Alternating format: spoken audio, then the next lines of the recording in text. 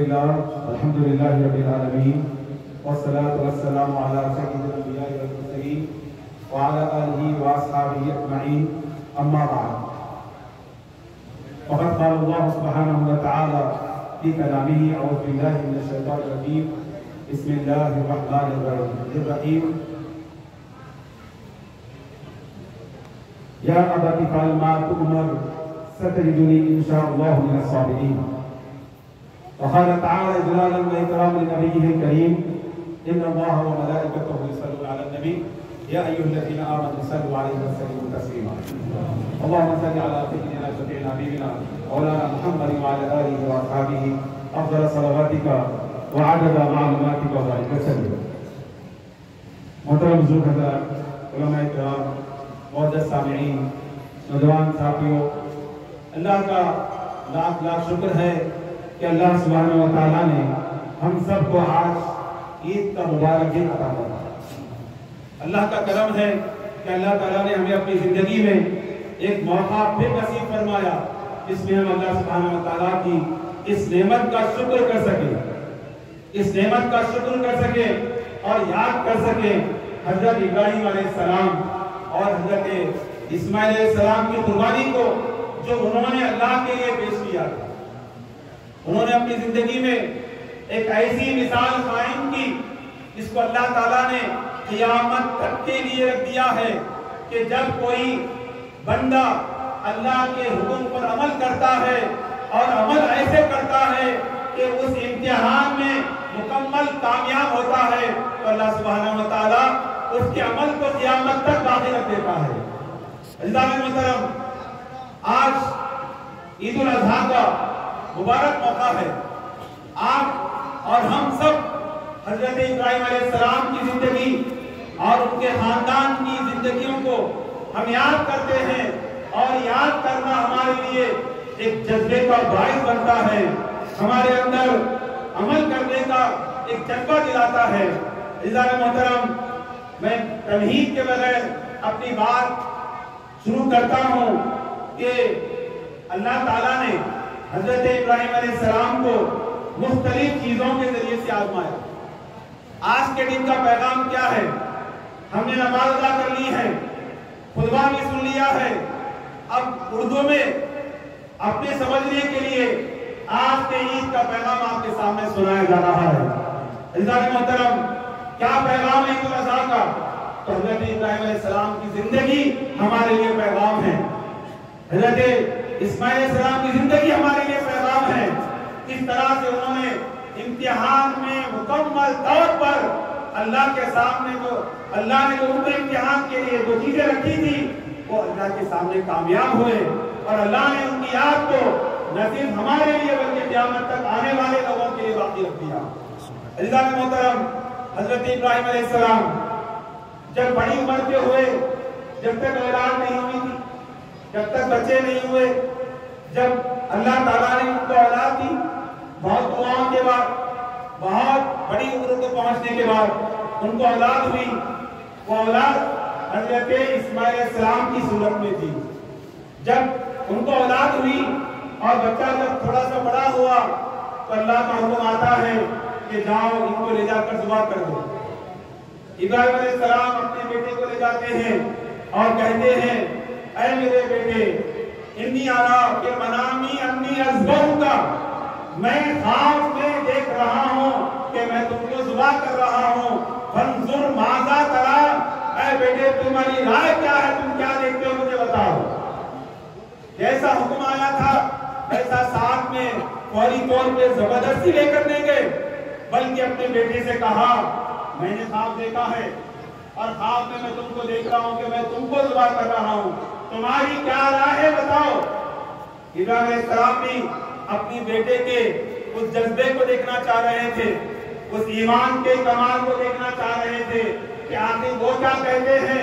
عزیزان محترم، وہ بھی نبی کے بیٹے تھے، باپ کے اندر جو جذبہ تھا، والد کے اندر جو جذبہ تھا، اللہ نے بیٹے کے اندر بھی وہی جذبہ عطا کیا تھا. انہوں نے بھی کہا، کیا کہا اللہ نے اس کو قرآن میں ذکر کیا ہے. یہ بات سننا ہمارے لیے بہت ضروری ہے کہ بیٹے نے کیا جواب دیا اور بیٹے کے جواب دینے میں ہمارے لیے کیا درس ہے، ہمارے لیے کیا سبق ہے۔ عزیزان محترم، انہوں نے کہا یا ابتی، اے میرے والد محترم، اے ابا جان، کیا کہا، افعل ما تؤمر، جو آپ کو کہا گیا ہے، جو آپ کو حکم دیا گیا ہے، آپ ایسے ہی کریے، میں پیچھے ہٹنے والا نہیں ہوں۔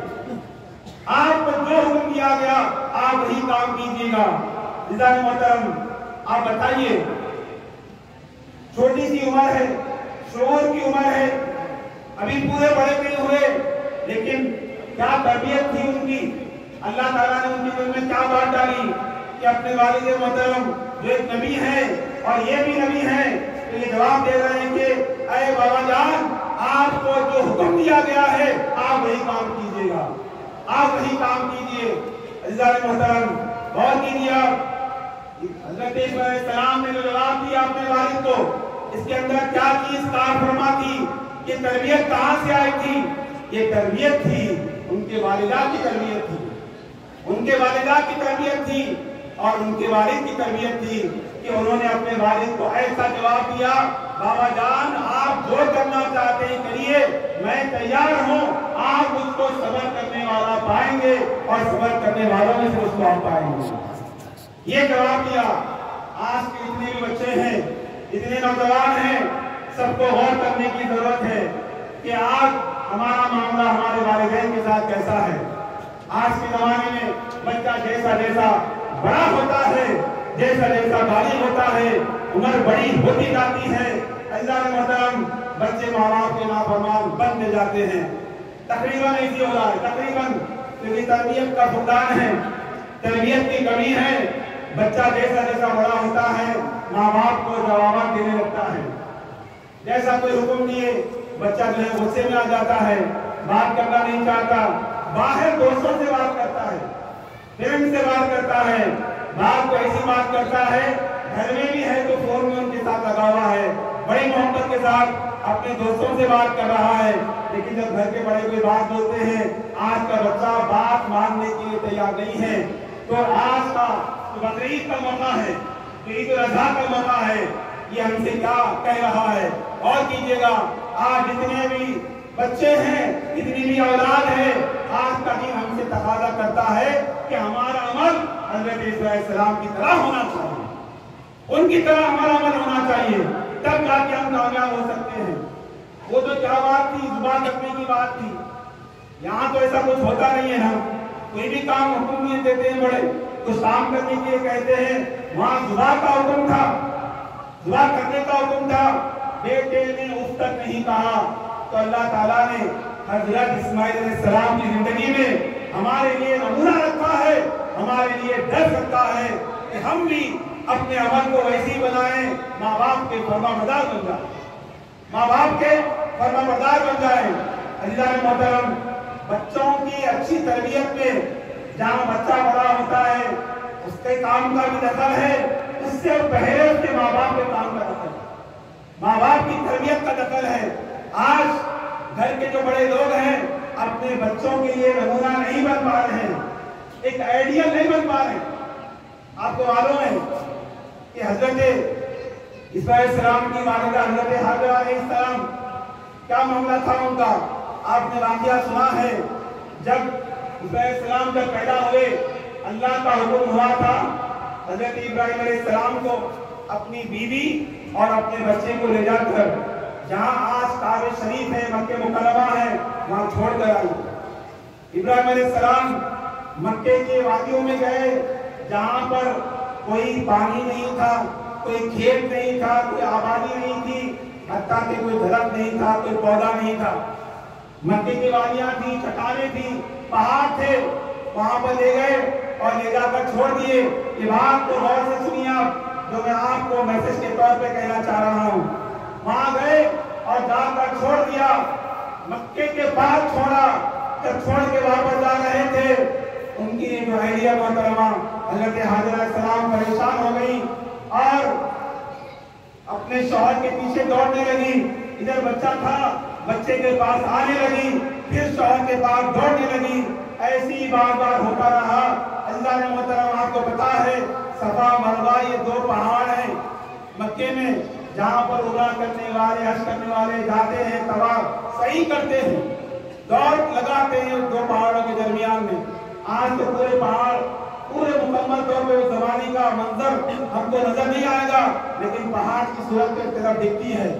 تو اللہ نے محترم دو پہاڑوں کے درمیان میں حضرت حجر علیہ السلام دوڑ رہی تھی۔ اللہ تعالیٰ کو ان کا یہ عمل اتنا پسند آ گیا کہ اللہ نے قیامت تک کے لیے اس کو باقی رکھ دیا، قیامت تک کے لیے باقی رکھ دیا۔ اللہ نے محترم جب وہ دوڑ رہی تھی، ایک طرف ان کا بچہ تھا اور ایک طرف ان کے شوہر ابراہیم علیہ السلام جا رہے تھے۔ اللہ نے محترم کیا ہوا، اس درمیان میں حضرت حاجرہ علیہ السلام پوچھتی ہیں آپ ہم کو جو چھوڑ کر جا رہے ہیں کیا اس بات کا اللہ نے حکم دیا ہے؟ آپ ہم کو یہاں پر تو چھوڑ کر جا رہے ہیں، کیا اللہ نے آپ کو اس بات کا حکم دیا ہے؟ تو ابراہیم علیہ السلام پلٹتے ہیں، پلٹ کر اپنی اہلیہ محترمہ سے کہتے ہیں کہ ہاں اللہ نے مجھ کو حکم دیا ہے کہ میں تم دونوں کو یہاں پر لا کر چھوڑو، یہ مکے میں کعبہ شریف کے پاس لا کر چھوڑو۔ اللہ نے محترم جب یہ جملہ حضرت ابراہیم علیہ السلام جب کہتے ہیں، آپ غور کیجئے گا کہ ان کے اہلیہ محترمہ کیا جواب دیتی ہیں۔ وہ خاتون تھی، بیوی تھی، انہوں نے کیا جواب دیا؟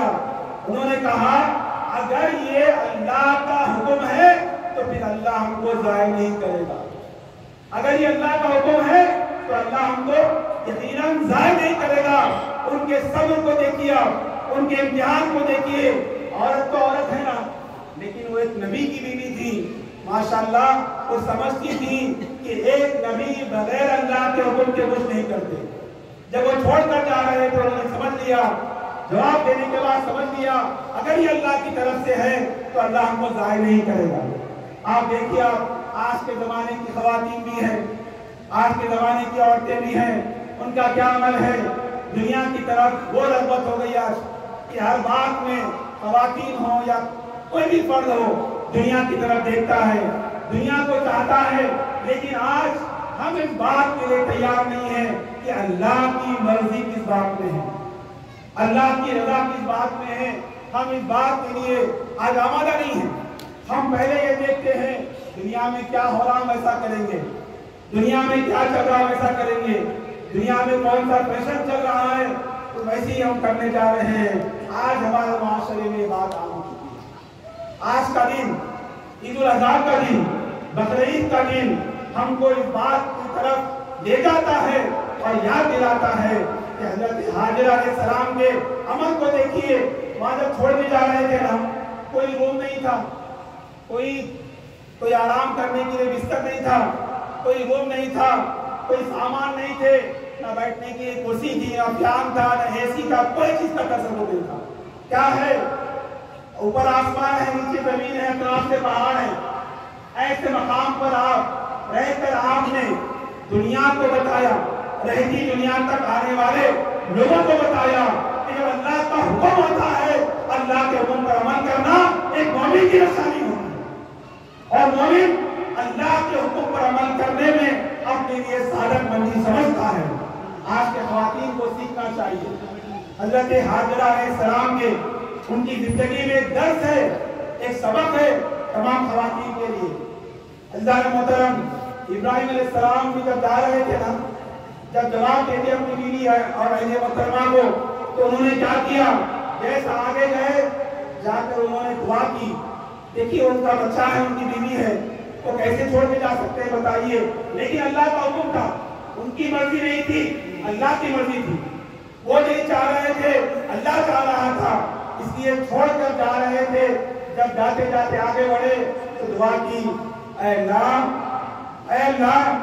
اس جگہ کے رہنے والوں کو، اس شہر کے رہنے والوں کو اللہ تعالیٰ دنیا بھر کے پھلوں سے رزق عطا فرما، دنیا بھر کے پھلوں سے رزق عطا فرما۔ یہ کہہ کر جانے لگے۔ میں آپ سے پوچھنا چاہتا ہوں کہ اللہ محترم آج اگر کوئی مسئلہ درپیش ہوتا ہے ہم کیا کرتے؟ اپنی فیملیوں کو مناسب جگہ پہ صحیح سہولتیں دے کر ان کو رکھ کر ہم کام کے لیے جاتے ہیں. کہیں بھی کام کے لیے جاتے ہیں ہم برداشت کر لیتے ہیں, ہم دھوپ بھی برداشت کر لیتے ہیں. مرد جو ہے دھوپ بھی برداشت کر لیتا ہے اور دھوپ بھی برداشت کر لیتا ہے, دور بھی چلا جاتا ہے, وطن چھوڑ کر بھی چلا جاتا ہے. یہ ساری چیزیں برداشت کرتا اپنی فیملی کے لیے, اپنے خاندان کے لیے, اپنے بیوی بچوں کے لیے. لیکن ہم قربان جائیں حضرت ابراہیم علیہ السلام پر, انہوں نے اللہ کی مرضی کے سامنے اپنی فیملی کو ایسے مقام پر چھوڑا جہاں پر بظاہر زندگی کے کوئی سامان نہیں تھے, زندگی کا کوئی سامان نہیں تھا, لیکن انہوں نے اللہ پہ بھروسہ کیا. انہوں نے اللہ پہ بھروسہ کیا اور ایسا بھروسہ کیا اور اللہ تعالیٰ نے ان کے بھروسے کا ایسا جواب دیا. وہ چھوڑ کر ایسے گئے تھے اور یہاں پر علیہ السلام موجود تھے. اللہ تعالیٰ نے کیا کیا, ان کے صبر کا امتحان لیا اور اسی وقت میں وہاں پر زندگی کے آثار کو پیدا کیا اور زمزم کو جاری کر دیا. زمزم کو جاری کر دیا. زمزم جاری ہوا. چاہے زمزم صرف ان کے لیے تھا, ان کی برکتوں سے قیامت تک کے لیے آنے والے جتنے بھی لوگ ہیں سب کے لیے اللہ تعالیٰ نے زمزم کو جاری کر دیا. پتا چلا جو بندہ اللہ کی مرضی کو سامنے رکھتا ہے, اللہ سبحانہ و تعالیٰ اس کے کام کو قبول کر لیتا ہے اور دنیا میں اس کی برکتوں کو جاری رکھتا ہے. یہ پیغام ہے ان کی زندگی میں ہم تمام کے لیے میسج ہے. آج بھی ہم اپنے اندر توکل کو پیدا کریں, اللہ کی ذات پر بھروسہ کرنے کے عمل کو پیدا کریں. آج ہمارا بھروسہ ویسا نہیں رہا جیسا بھروسہ ہونا چاہیے. آج ہمارا بھروسہ ویسا نہیں ہے. آج جو ہے ہماری زندگی میں کیا ہے, ذری بات پر ہم پریشان ہو جاتے ہیں اور سوچتے ہیں کہ یہ جو ہے حلال طریقہ ہے, یہ حرام طریقہ ہے. آج لوگ حرام طریقے پہ عمل کر لیتے ہیں, بولتے ہیں مجبوری ہے. جیسے کہا جاتا ہے کہ کاروبار کرنے والے کہتے ہیں, بزنس کرنے والے کہتے ہیں کہ بزنس میں تو جھوٹ بولنا پڑتا, ایسا بولتے ہیں. بزنس میں جھوٹ بولنا پڑتا, ورنہ بزنس کیسے ہوتا؟ کاروبار میں تو جھوٹ بولنا پڑتا ہے, ایسی بات کہہ رہے ہیں, ورنہ کاروبار کیسے ہوگا؟ اگر کسی کو جھوٹ بول کر جو بزنس کر رہا ہے, اگر اس میں آمدنی نظر آ رہی ہے لیکن وہ دیر پا رہنے والی نہیں ہے, وہ جلدی ختم ہو جائے گی.